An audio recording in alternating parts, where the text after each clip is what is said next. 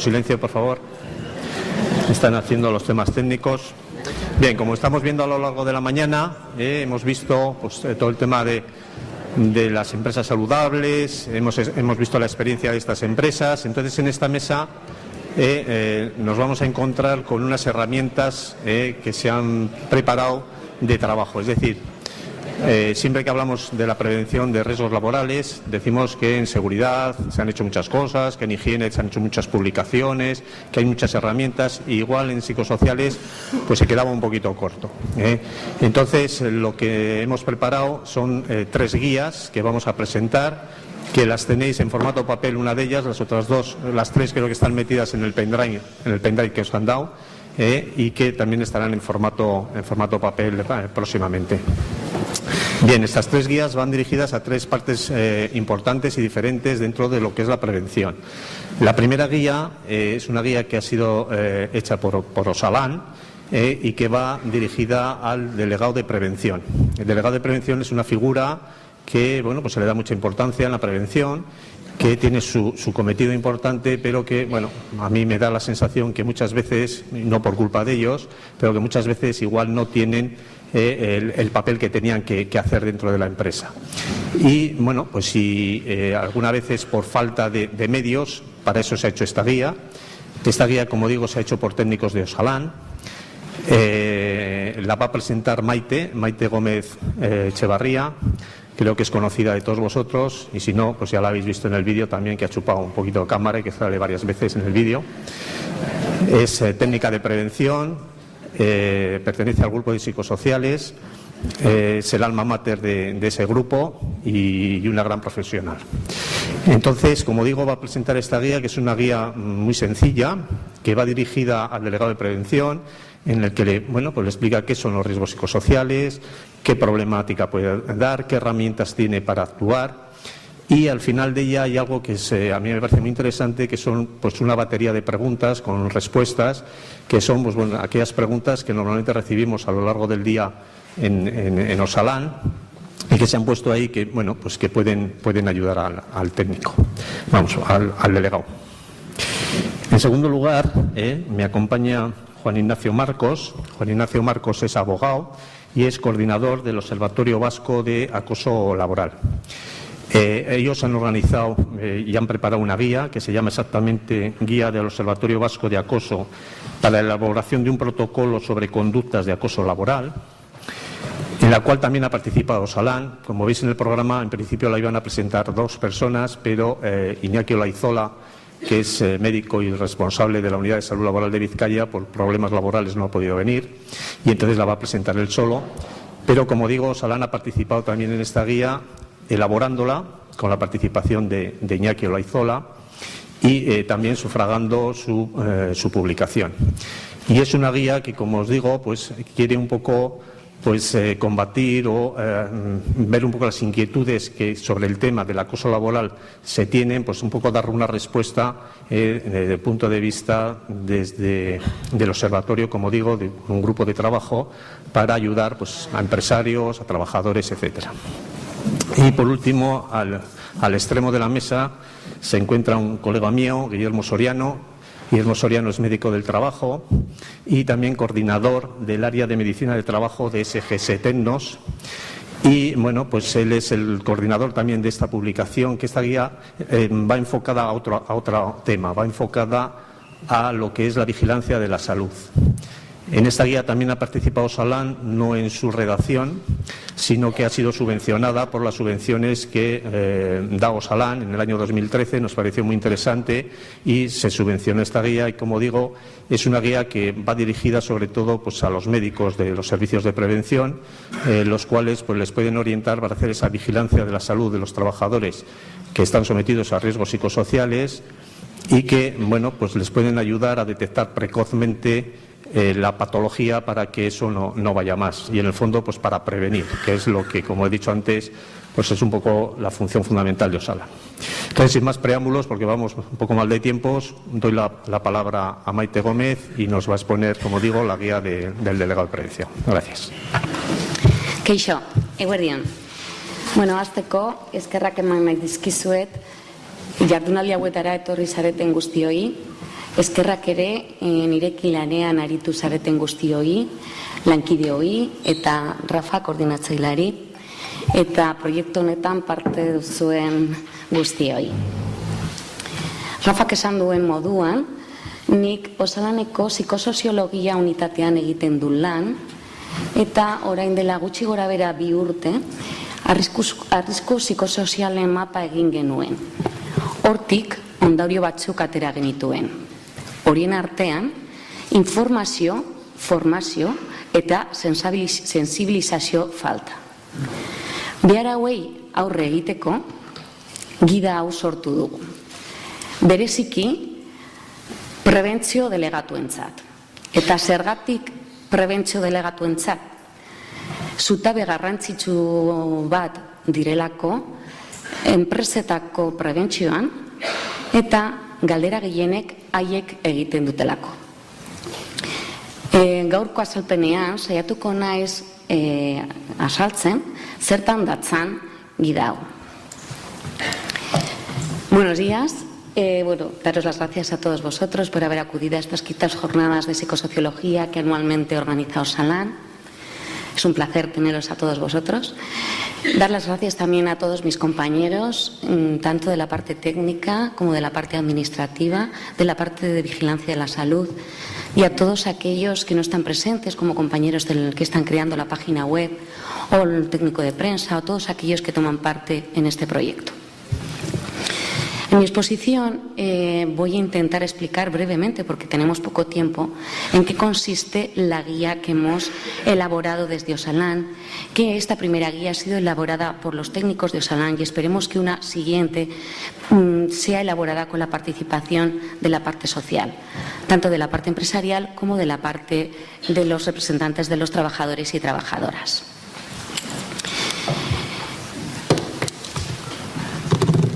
Bueno, os voy a contar un poquito por qué hemos hecho esta guía, cuál es el objetivo, brevemente, porque creo que se han dicho qué son los factores de riesgo psicosocial, su clasificación, los principales riesgos, las consecuencias, las herramientas preventivas y las preguntas que se han recibido en la unidad de psicosociología de Osalan durante este año. ¿Por qué hacemos esta guía? Bueno, en primer lugar la hacemos porque, como he dicho antes, lo he dicho en euskera, hicimos un mapa de riesgos psicosociales en las empresas de nuestra comunidad y uno de los resultados era el desconocimiento existente en relación a la prevención de la psicosociología. Entonces, un desconocimiento por parte de todos los protagonistas. También vimos que había una escasa sensibilización y que en la prevención existían otras prioridades, como era la seguridad, la higiene y la ergonomía y la hermanita pobre, la psicosociología. Además, un dato importante es que ha habido un aumento considerable de las consultas recibidas en Osalan. Ha habido un aumento de un 60% en relación al año 2013. Quiero destacar también que además de este aumento, el motivo ha sido diferente. Las consultas escasas que tuvimos en el año 2013, el motivo más frecuente eran los conflictos existentes en las empresas. Sin embargo, en este 2014, el motivo han sido consultas para asesoramiento en relación a las herramientas preventivas que disponemos. Además, como ha expuesto antes mi compañera Blanca, como conclusión de la campaña que hemos hecho en las empresas de servicios sociales, uno de los resultados ha sido la necesidad de formación y de información. ¿Y por qué la dirigimos a las delegadas de prevención y a los delegados? Pues porque hemos hecho un estudio y son las personas que más consultas nos han realizado. Como podéis ver, el 60% de las consultas han sido realizadas por las delegadas o delegados de prevención, un 32% por técnicos de prevención, un 4% por representación empresarial y otro 4% por otros. Digo otros, pues en una ocasión ha sido atención primaria y alguna asesoría jurídica. ¿Cuál es el objetivo de esta guía? Es impulsar la formación, la información, la sensibilización sobre la prevención de los riesgos psicosociales, tenemos que empezar a situarla en el mismo nivel que las otras disciplinas preventivas, tratarla de la misma manera. No voy a contar mucho de qué son los factores de riesgo psicosocial, solamente quiero destacar que no son características personales de los trabajadores y trabajadoras, sino que son condiciones de trabajo, condiciones organizativas. Según la nota técnica, la definición que utiliza son aquellas condiciones que se encuentran presentes en una situación laboral y que están directamente relacionadas con la organización, con el contenido de trabajo y la realización de la tarea, y pueden afectar tanto al bienestar o la salud de los trabajadores como al desarrollo de trabajo.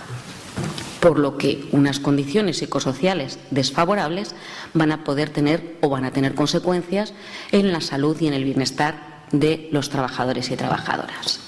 No voy a mencionar solamente unos de los factores de riesgo psicosocial, como son el contenido de trabajo, la monotonía, el tiempo de trabajo, trabajos con unos horarios muy largos, impredecibles, con turnos, con trabajo nocturno, la carga excesiva o la poca carga de trabajo, las presiones de tiempo, el ritmo de trabajo, la falta de participación o la falta de control, la cultura organizacional, las relaciones personales, el rol, la ambigüedad de rol, el conflicto de rol, el desarrollo personal y la interacción casa-trabajo. Los principales riesgos psicosociales, pues voy a mencionar entre ellos el estrés, el síndrome de burnout, la fatiga y la violencia. Esto puede tener consecuencias en los trabajadores, pero no solo en los trabajadores, sino también en las condiciones, en la empresa y en la sociedad en general. ¿Condiciones en el trabajador? Sí, porque va a afectar a la salud, tanto física como mental. Puede causar trastornos cardiovasculares, gastrointestinales, dermatológicos, trastornos de salud mental, trastornos de conducta, trastornos de depresión. Además, va a interferir en sus relaciones, una inadaptación a la relación con el entorno, problemas de pareja, deterioros de las relaciones familiares. Consecuencias para la empresa, claro que sí. Disminución del rendimiento, degradación del ambiente de trabajo, aumento de la siniestralidad. Y esto da lugar a consecuencias económicas, sociales y organizativas para la empresa. Y consecuencias para la sociedad.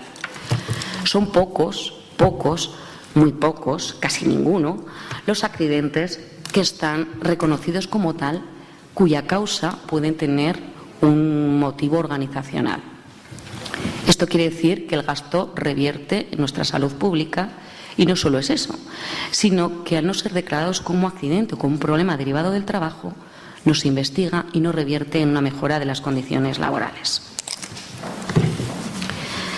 Los factores psicosociales no actúan de manera independiente, quiero decir, una sobrecarga, más una dirección de estilo autoritario, más una nula participación de los trabajadores o trabajadoras, más una falta de apoyo, puede dar lugar a problemas en la salud en los trabajadores. Y también decir que las especialidades no son compartimentos estancos, sino que existe una relación entre todas ellas. He traído los resultados de un estudio que ha sido publicado ahora en octubre del 2014 por la Agencia Europea, en el que, antes se ha mencionado, 25% de los trabajadores y trabajadoras afirma experimentar situaciones de estrés durante toda o gran parte de su jornada laboral. ¿Y cuál dicen que es su causa? Las tareas monótonas y complejas y el ritmo de trabajo excesivo. También dicen que existe gran concienciación, pero poca acción. El 80% de los directivos concibe el estrés como un motivo importante de preocupación, pero solo un tercio de las organizaciones encuestadas han puesto medidas o procedimientos para hacerles frente. El contexto de la crisis económica incide en los riesgos psicosociales. Se traduce en jornadas laborales excesivas y están creciendo en estos países los casos de violencia. Y existe una diferenciación entre sexos. ¿Perdona? 2 minutos. ¡Uy, madre mía! Los hombres pasan más horas en el trabajo que las mujeres y las mujeres tienen más trabas en el desarrollo de su carrera profesional. Bueno, voy a pasar, decir que como medidas preventivas tenemos las evaluaciones de riesgos psicosociales en las empresas. Sí que quiero decir rápidamente, una evaluación de riesgos psicosociales no es un cuestionario. Estoy totalmente de acuerdo con Paco Martínez que hay que hacer una triangulación. Además del cuestionario que nos puede dar una foto de la problemática en la empresa, debemos abordarlos y esclarecer estos datos de otra manera mediante metodologías cualitativas. Pero todo esto no puede quedar aquí, sino que además tenemos que, hemos hecho el diagnóstico, hacer un tratamiento, poner unas medidas preventivas. Eso también lo quiero decir porque me parece muy importante. Creo que en una intervención psicosocial, para que tenga éxito, tiene que haber 3 puntos claves. El compromiso de la dirección, la información a la población trabajadora y la participación activa de todos los representantes de los trabajadores y las trabajadoras. Quiero decir esto también. Quiero decir tantas cosas y tengo tan poco tiempo.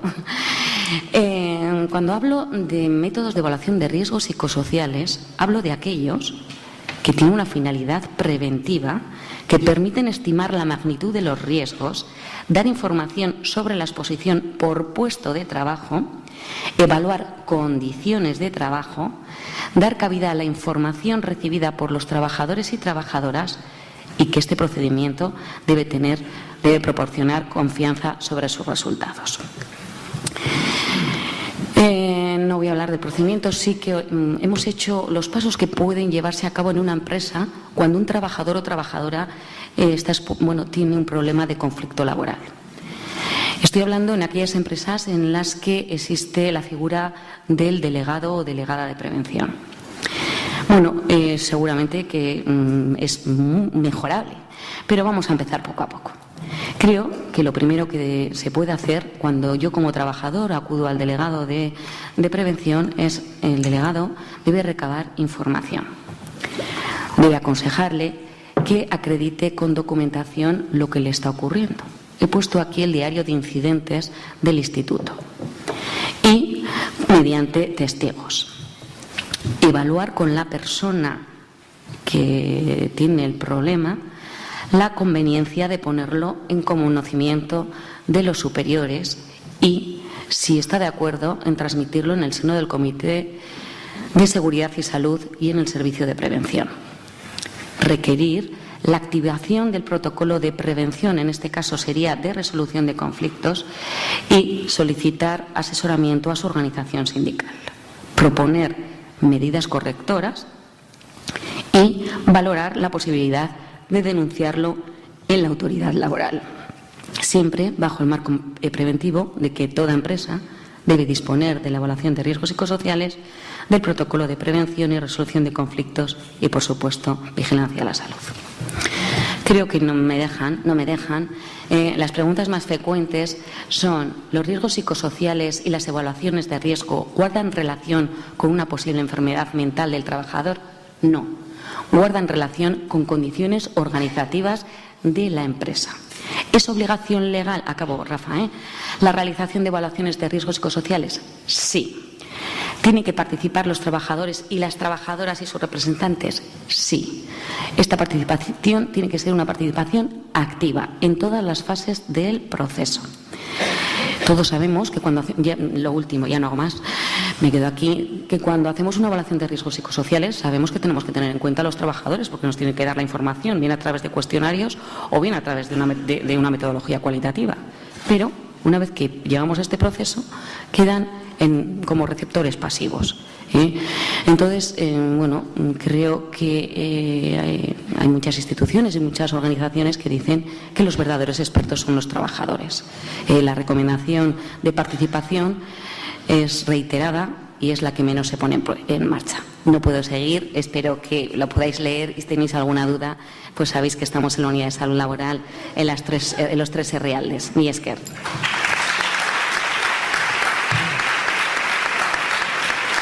Gracias, Maite. Maite lo vive con tanta intensidad que Lo que pasa es que solo tenemos 15 minutos por ponente, porque si no nos vamos a ir a las 3 y pico de la tarde. Bueno, pues a continuación, como os he anticipado antes, Juan Ignacio Marcos, abogado y coordinador del Observatorio Vasco del Acoso Laboral, nos va a presentar la guía que han elaborado al respecto.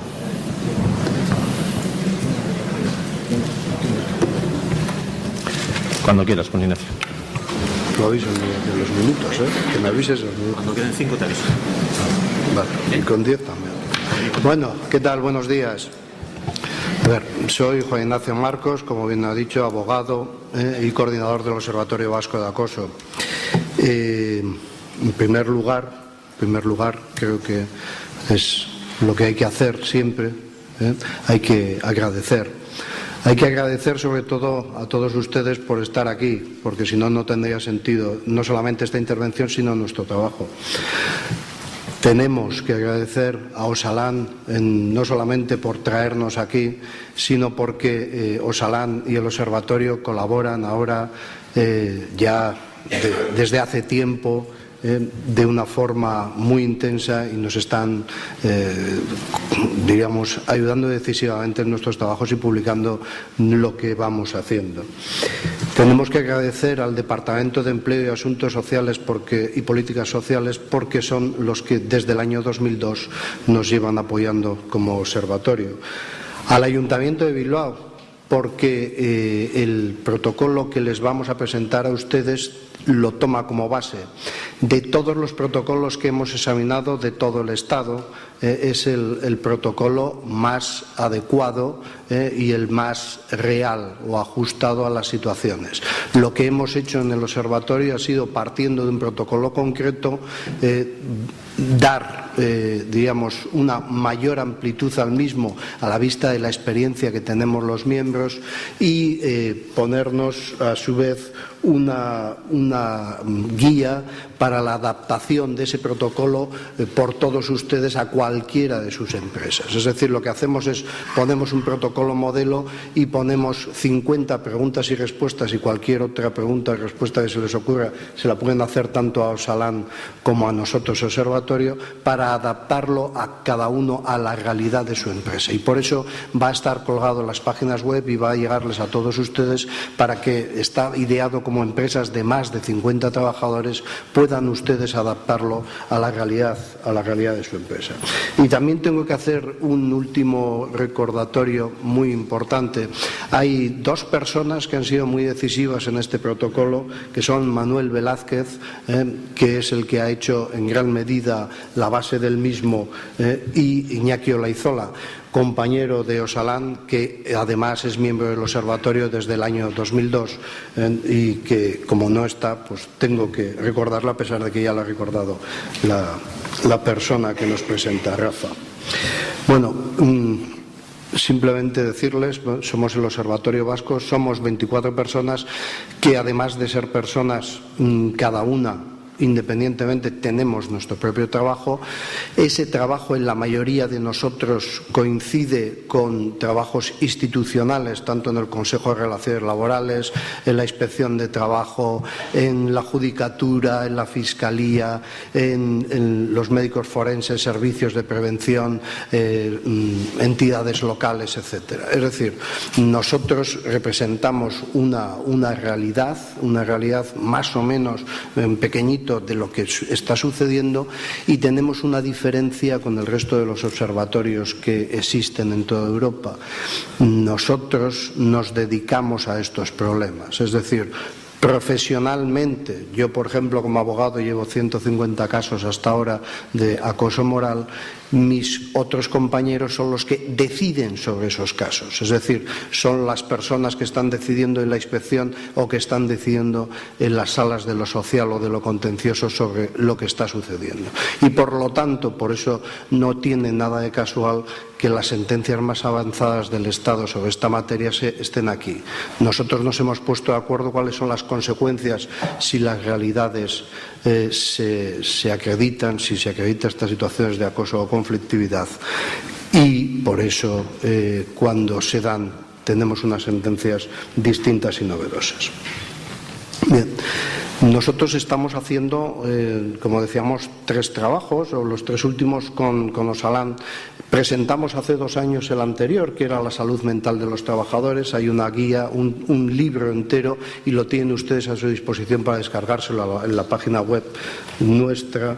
El segundo es el protocolo que vamos a presentar ahora mismo, y el tercero, trabajo en el cual estamos inmersos, es el de trabajo y salud de los trabajadores mayores de 55 años, que hace 2 semanas fue presentado su nacimiento, su primera tal, que va a tener una continuación en la jornada de Osalan que se va a hacer, jornada técnica de Osalan sobre esta materia, en diciembre, y que luego va a tener una publicación, va a estar en los cursos de verano, etcétera. De eso tendrán ustedes noticias. Pero vamos ahora a lo nuestro. No puedo pararme antes de entrar en ello, en decir cuál es la realidad. La realidad es que, y de esta partimos, no se cree la prevención y se ve como un costo. Este es el primer punto de nuestra realidad. De aquí yo les quiero avanzar una cosa. Ya en Estados Unidos, que como saben ustedes, todas estas cosas la llevan desde el punto de vista nada más económico, ya están comprobando que es mucho más barato prevenir que pagar las intervenciones. Luego, en pocos años, cambiaremos la óptica, porque de verdad es más barato el hacer estas cosas y prevenirlas que sufrir las consecuencias. La segunda realidad es que se rechaza sistemáticamente, como ha dicho mi compañera Maite, las contingencias de accidentes de trabajo, porque las empresas no dan partes. Y eso que se subraya por parte de Osakidecha, que el origen de las bajas es laboral. Y el tercer punto que tenemos como realidad es que se defiende a día de hoy por las empresas en todos los foros, y que yo estoy en muchos y discutimos con ello, que el acoso no se puede prevenir. Esto es absoluta y radicalmente falso. Claro que se puede prevenir, hay que intervenir, y además es mucho más barato la intervención que no hacerlo. Bueno, sin más preámbulos. Venga. Manual de protocolo sobre protocolos de conflicto de acoso. ¿Qué es un protocolo de acoso laboral? Bien. Como le ponemos aquí, es un protocolo, es un procedimiento por el que se regula la intervención ante las situaciones de acoso laboral de cualquier naturaleza, ya se trate de acoso sexual o acoso moral, que pueda sufrir un trabajador o trabajadora por parte de otras personas que trabajan en la misma empresa o lugar de trabajo, o por parte de terceros. La idea es muy sencilla. Hay que intervenir siempre que suceda algo en un sitio, sea quien sea el causante, sea quien sea al que le afecte. Y no hay que centrarse nada más en el acoso moral. También es el acoso sexual y el acoso por razón de sexo. Y podemos estar equivocados en lo que estamos viendo, pero como luego vamos a ver, si estamos viendo otro riesgo psicosocial, también hay que intervenir en el mismo. Por eso siempre hay que abrir una investigación. ¿Por qué es conveniente realizar un protocolo sobre acoso laboral? Para que todos, empresa y trabajadores, sepan cómo actuar cuando se planteen este tipo de conflictos de forma rápida y segura, y sin que sea necesario improvisar una respuesta. ¿Qué es lo que nos está pasando en la realidad? La inmensa mayoría de las empresas no tienen protocolo de intervención ante el acoso laboral, ni protocolo de resolución de conflictos, ni se hace la evaluación de riesgos psicosociales. Es decir, tenemos unas carencias mucho más graves que esta falta. ¿Cuál es la finalidad del protocolo? Evitar y prevenir el riesgo de acoso mediante la detección temprana de los factores que pueden generarlo y la adopción de medidas preventivas y correctoras apropiadas. Importante, en el caso que se verifique que la conducta de acoso puede haber producido efectivamente, se ha de dar paso a otro tipo de procedimiento de carácter disciplinario o sancionador, lo cual conlleva otra realidad distinta. Premisas. Primera, el compromiso de la empresa. Señores, este compromiso no se da. Y cuando se da, es de palabra, porque no se lleva a cabo. Pero la empresa debe creer en su utilidad y ha de estar dispuesta a poner todos los medios necesarios para su buen fin. La información a los trabajadores. Es imprescindible que los trabajadores conozcan qué es el acoso y cuándo y cómo pueden denunciarlo. Esto tampoco se hace, nunca, prácticamente nunca, no existe esta información. Tercero, la participación de los representantes de los trabajadores en la elaboración del protocolo es conveniente para su legitimación y utilidad. normalmente se hace desde la óptica de la empresa, que lo impone al resto. Por eso creemos que tiene que ser consensuado. El fundamento legal de los protocolos lo tienen ustedes aquí, se les ha repartido a todos el libro y por lo tanto no lo vamos a saltar. Principios generales. La adaptación del protocolo a los usos y normas de la empresa. El protocolo no debe de ser una simple copia o traslación mecánica de otros protocolos existentes en otras organizaciones. Por eso nosotros les proponemos la guía de adaptación, por eso estamos a su disposición. Tienen que hacerlo a su realidad, la que tienen ustedes. Claridad del proceso. Debe estar arreglado. Fechas, terminaciones, días, plazos, y sus fases han de estar bien descritas, precisando quién debe realizar cada función y cuál es la fuerza vinculante de las decisiones que se tomen. Y tiene que ser rápido. Hay que detectar lo antes posible las situaciones y hay que tomar cuanto antes las decisiones. Y han de ser prescritos los plazos y no deben ser interrumpidos. Personas que gestionan el protocolo deben estar siempre identificadas, deben ser imparciales, deben estar debidamente formadas para esta función y han de reconocerse internamente sus potestades para adoptar decisiones vinculantes. Esto que es tan bonito no se cumple prácticamente jamás. La persona no tiene, la que toma las decisiones, no tiene independencia de criterio, está vinculada o sometida, y si toma esa decisión, luego en algún momento se le acabará la protección legal y le esperan. Esta es la primera gran denuncia de las situaciones. No existen estas personas imparciales. Es muy importante para que esto funcione. El inicio del protocolo. Por la denuncia de la persona agraviada puede haber otras instancias que lo soliciten, como por ejemplo el servicio de prevención, los delegados de prevención, un número adecuado de compañeros de trabajo.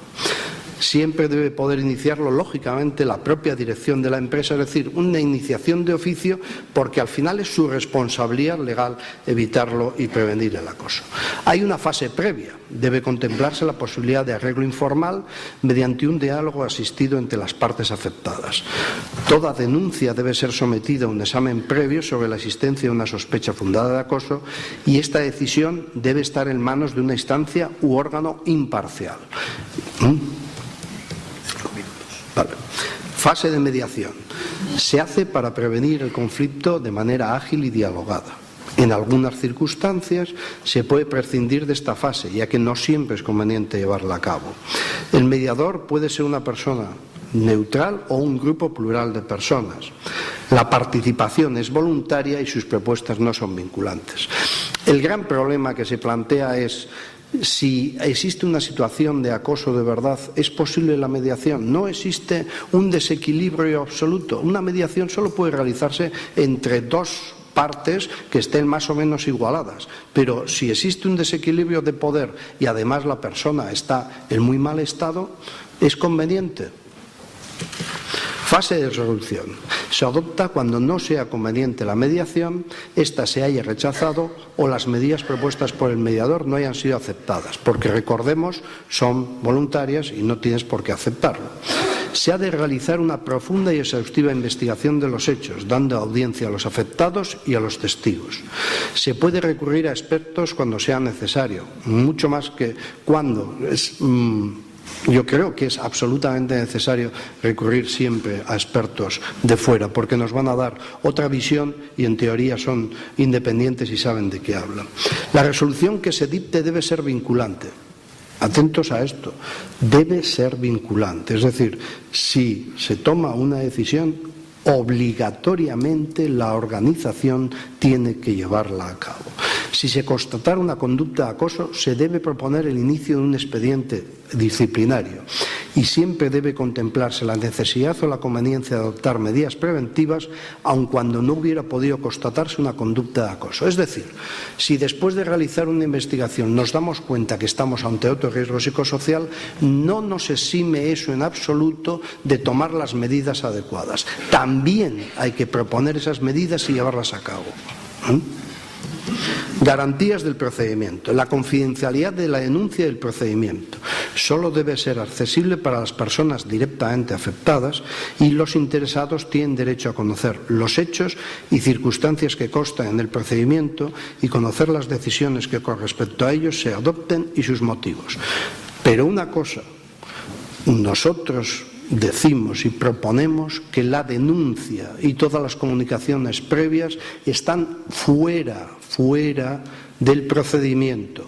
No tiene acceso a la otra parte, no tiene acceso. Se le informa adecuadamente, detalladamente y todo, pero no tiene acceso, porque hemos visto muchas manipulaciones como consecuencia de ello. No se tiene acceso. La protección de los testigos para garantizar su inmunidad y evitar presiones y garantizar el impulso de oficio del procedimiento para evitar su paralización. Y por último, simplemente decirles, hay otras situaciones de conflicto que deben de tratarse de otra forma.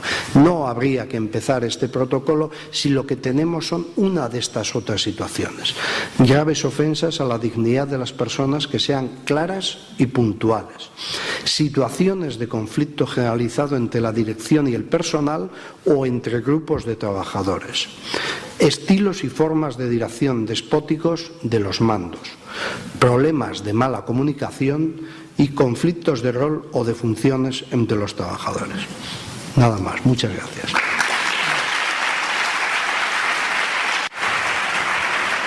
Muchas gracias, Juan Ignacio, por ceñirte al tiempo. Y bueno, por último, Guillermo Soriano nos va a presentar la guía de vigilancia de la salud de los trabajadores expuestos a riesgos psicosociales.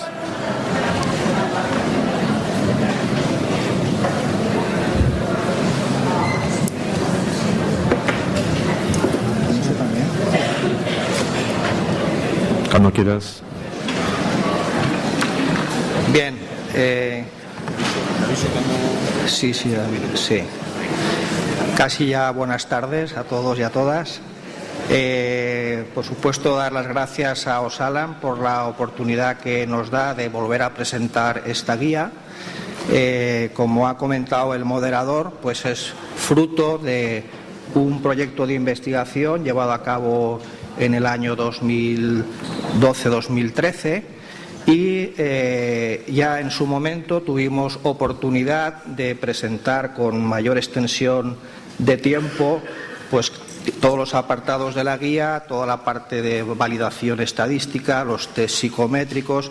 No voy a entrar ahí, toda esa información está en la web de Osalan y pueden acudir a ella. Por otro lado, verán que la presentación es muy larga, me voy a saltar muchas transparencias, lógicamente, pero el objetivo era que cuando esté accesible la presentación en la web de Osalan, pues que tengan, digamos, esa información que puede ser de utilidad.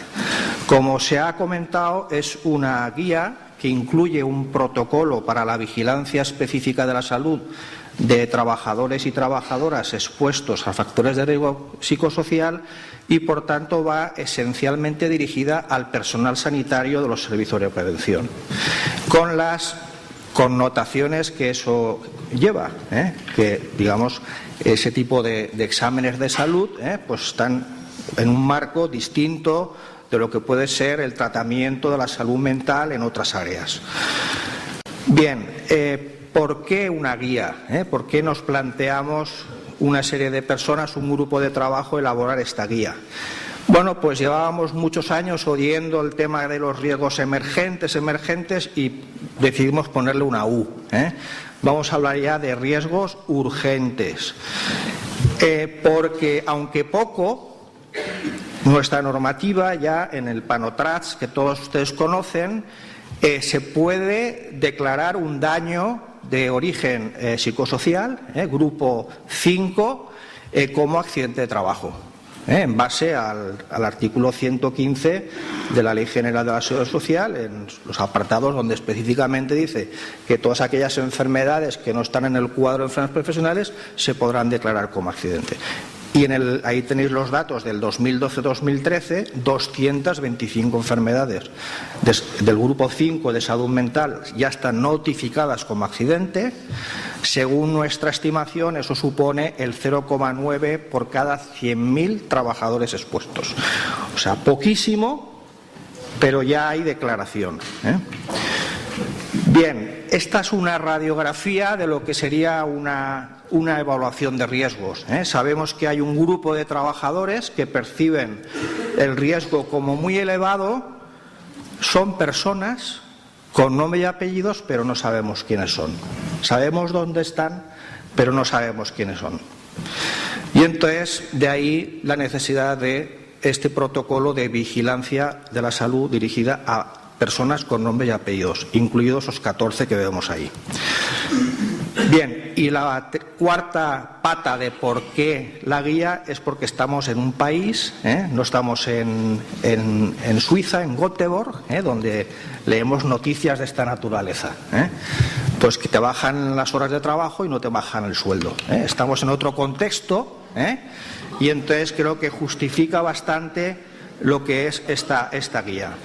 Bueno, como digo, esto es un proyecto del 2013, ahí tenéis todas las fases del proyecto, estamos en la fase 10 de presentación y difusión, seguimos presentando y difundiendo la guía, pero yo voy a hacer unas reflexiones en voz alta de la experiencia que tenemos de su aplicación, tanto desde la organización donde yo trabajo como de otros compañeros, que me consta que están utilizando ya, aplicando el protocolo, y pues se han comunicado conmigo para, digamos, resolver dudas. En la pregunta del millón, ¿a quién aplicar la guía? Yo creo que se ha dicho aquí, lo primero esta mañana, Crista lo ha comentado, cualquier trabajador de cualquier sector de actividad puede estar expuesto a factores de riesgo psicosocial. Y por lo tanto, la guía va dirigida a todos los trabajadores. Ahí tenéis en la guía bien definido lo que es la población diana, propiamente dicho, y aquel trabajador que no esté incluido en esa población diana le aplicaríamos ese número que pone ahí, que ahora explicaré lo que es. Bien, clasificación de los factores de riesgo psicosocial. Se ha hablado mucho, mi experiencia es que desde el ámbito sanitario confundimos lo que son factores psicosociales con factores de riesgo psicosocial, que no tiene nada que ver. En todas las empresas hay relaciones interpersonales, hay horario, pero es decir, hay muchas empresas que esos factores son saludables y en otras nocivos. Pero habrá que evaluar para saber si estamos en saludable o en nocivo. Entonces, los médicos del trabajo confundimos. Por el hecho de que uno tenga turnos ya es muy malo. No, a lo mejor está deseando eso toda su vida, porque tiene otros factores extralaborales que le beneficia esa situación. Bien, el tema de validación no lo voy a comentar. El cuestionario el cuestionario es un cuestionario de presencia percibida de factor de riesgo psicosocial. Se basa en la clasificación del grupo PRIMA de la Agencia Europea, es un cuestionario mucho más largo, y el proyecto de investigación, uno de los hitos fue validar un cuestionario que con 10 preguntas el médico del trabajo pueda tomar la decisión si le aplico o no el protocolo. Objetivos del protocolo y de la guía, lo ha dicho antes perfectamente la directora Dosalán: aflorar el daño, como cualquier otro protocolo, hacer visible lo invisible, el dar respuesta a todas esas preguntas que todos nos hacemos cada día en nuestra práctica diaria. ¿Qué novedad tiene el protocolo? Pues que se aplica por niveles de intervención. Tiene 4 niveles de intervención. Si el nivel 1 es negativo, has terminado el protocolo y continúas aplicándole al trabajador el resto de protocolos según la exposición a los riesgos que tenga su puesto de trabajo. Si el nivel 1 es positivo, pasas al 2. Si es negativo, se termina. Si es positivo, ya pasas al 3 y al 4. Bien, solo una pincelada de cada nivel. El nivel 1 incluye ese cuestionario de identificación de presencia percibida por el trabajador de riesgos psicosociales. Ahí está la escala, cómo se puntúa. Incluye las preguntas tradicionales del cuestionario de calidad de vida SF36, de cuál es tu estado actual y el comparado con el hace un año. Y ojo, si el trabajador o la trabajadora contesta que dice que percibe su salud muy mala o mala y que está algo peor o mucho peor que el año pasado, ojo, eso no podemos ignorarlo. No quiere decir que se deba a factores de riesgo psicosocial, pero esa persona está pidiendo ayuda. Bien, y luego el problema fundamental es la entrevista semiestructurada. Insisto, esto no es una evaluación de riesgos, no es una evaluación de riesgos. Es que yo tengo que vigilar la salud de una forma integral y incluye la salud mental, ¿eh? Y para discriminar a quién le aplicó el protocolo o no, utilizamos esto. No es una evaluación. Incluye una entrevista fundamental, entrevista semiestructurada, con esos objetivos que veis ahí. Es la experiencia en el ámbito de la medicina del trabajo, de enfermería o de medicina del trabajo, es que no sabemos hacer entrevistas semiestructuradas en el ámbito de la salud mental. Entonces lanzo el señuelo, porque aquí sois muy activos, yo vengo de Valencia, para que se organicen talleres para los sanitarios de los servicios de prevención, para que aprendamos a hacer este tipo de entrevistas. El protocolo lo facilita, pero no es suficiente según la aplicación que hemos tenido durante este casi ya año. Bien, todo esto me lo voy a saltar porque está ya en la presentación. Sí que esa entrevista nos va a ayudar bastante a discriminar el origen laboral o extralaboral de los problemas. Nivel 2. Nivel 2 es el primer apellido del daño. ¿Existe o no daño mental o psicopatología? ¿Cuál es el test que hemos seleccionado? El GHQ-12, avalado y denostado a la vez, con criterio de corte difícil. Pero estamos hablando de la actividad sanitaria y los servicios de prevención, no nos olvidemos. Y además tenemos datos de la aplicación en la encuesta nacional de salud que nos puede ayudar bastante a comparar mi resultado con el de la población nacional por edad y sexo, etcétera. Bien, la pregunta simple de estrés del Instituto Finés de Salud Ocupacional ha resultado muy interesante incluirla, y un cuestionario que tiene 2 preguntas sobre el índice general de malestar que llamamos. Bien, también incluye una entrevista para descartar temas de querulancia, de paranoidismo, suspicacia paranoide, etcétera. Factores de confusión, también complicado. Estamos hablando de que tenemos que formarnos. Del Goldberg no voy a decir ya nada más. La pregunta del estrés la tenéis ahí, el índice general, esto vamos a pasar totalmente. ¿Lo pongo? Sí. Bueno, nivel de intervención 3, segundo apellido. Esta persona tiene daño mental. ¿Y qué es lo que le pasa? Pues que le duele la espalda, que tiene una hipertensión brutal, que ha tenido un infarto, que tiene una úlcera, que tiene una psoriasis que se agrava como consecuencia del trabajo, que se le cae el pelo, etcétera, etcétera. Bueno, ahí tenéis que medimos qué segundo apellido le podemos a ese daño. Bien, por ejemplo, el trastorno musculoesqueléticos, utilizamos el cuestionario normalizado de nórdico adaptado. Hemos quitado miembros inferiores porque no hemos encontrado la bibliografía que se afecten demasiado por este tipo de problemas, pero sí que preguntamos si ese daño lo atribuye a riesgos psicosociales, ergonómicos, etcétera, temas extralaborales. Bien. Somatizaciones. Todos sabemos que cuando la cabeza no funciona, las piernas tampoco.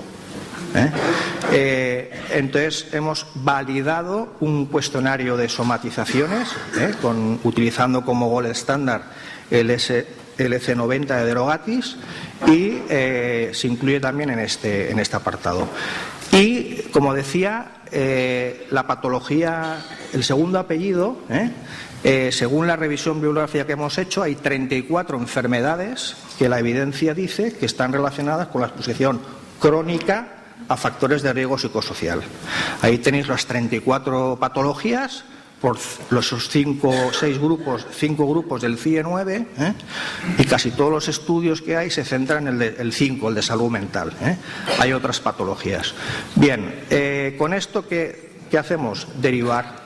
El cuarto nivel es la derivación. ¿A quién? Pues teóricamente lo primero sería el personal especializado del servicio de prevención, y es un señuelo también que lanzo. Es ergónomo, psicosociólogo, las dos cosas, ninguna de las dos. Mi experiencia es que hay muy pocos ergónomos que sean psicosociólogos de verdad. Habría que derivarlo al Servicio Público de Salud si claramente hemos detectado que el daño es extralaboral, y por el sistema PANOTRAST tendríamos que derivarlo a la entidad gestora sí entendemos que el daño es, bueno, los datos no voy a comentar nada, ya conclusiones y termino. Creo que hay que potenciar el papel, dada la situación de que las empresas no están evaluando, bueno, bien, pues mejor, no evalúan los riesgos, como parece que aquí se está moviendo un poquito, en otras comunidades se sigue sin evaluar los riesgos, se tiran varios años decidiendo con qué método, por ejemplo, o cuando ya lo han decidido la empresa entra en un proceso de reestructuración, en fin, tenemos casuística para todo, pero puede ser, es una desgracia, pero a base de declarar daño estás diciendo que las cosas no están bien. En otros riesgos ha pasado y nadie se ha rasgado las vestiduras. Pues a lo mejor la forma de que se tome en serio los riesgos psicosociales es que se declare mucho daño. Luego, ese enfoque integral, el protocolo facilitará el ver la salud de un enfoque más integral, que incluya lo físico, pero también lo mental y lo social. Aflorar esas patologías lo antes posible. Me he saltado, pero en la prueba piloto se ve mucho daño y mucho daño relacionado con exposición a factores riesgos psicosociales. Luego, que utilicemos todos la misma regla. O sea, cada uno utiliza un instrumento, a mí me han dicho que este es fenomenal. Pues si tenemos una herramienta que todos utilicemos la misma, luego la vigilancia colectiva va a ser mucho más eficaz. Y luego, el problema práctico, pues muchos compañeros quieren aplicar el protocolo, pero no tienen una base, digamos, legal. Es decir, sí, está Osalan, lo ha financiado Osalan, es un grupo de trabajo liderado por mi organización, pero en el fondo es un grupo de trabajo que no somos ni autoridad laboral ni sanitaria. Entonces hay compañeros que tienen miedo de aplicar el protocolo, que detecten daño y luego tengan un problema. Entonces, pues o a partir de este otro, que la autoridad sanitaria competente, pues digamos, publique ya o empiece el grupo de trabajo que está ahí hablándose mucho tiempo de elaboración de un protocolo. Y luego, la conclusión para mí más importante es esta, no sé si alguno conocerá esta foto. Ahí hay algo, en esa pared hay un objeto, poco a poco lo iréis viendo, cuesta a veces de verlo. Bueno, pues el objetivo luego os diré dónde está para los que no lo veis. Bien, el objetivo de la guía es que ningún trabajador y ninguna trabajadora que pase por delante de un profesional sanitario de un servicio de prevención tenga un daño psicosocial y seamos incapaces de verlo. Solo con que uno lo veamos, ya todos estos 2 años de trabajo ha valido la pena. Entonces, bueno, no sé si veis el puro que hay en la pared. Ahí hay un puro. Esta es la ceniza. Ahí está la ceniza.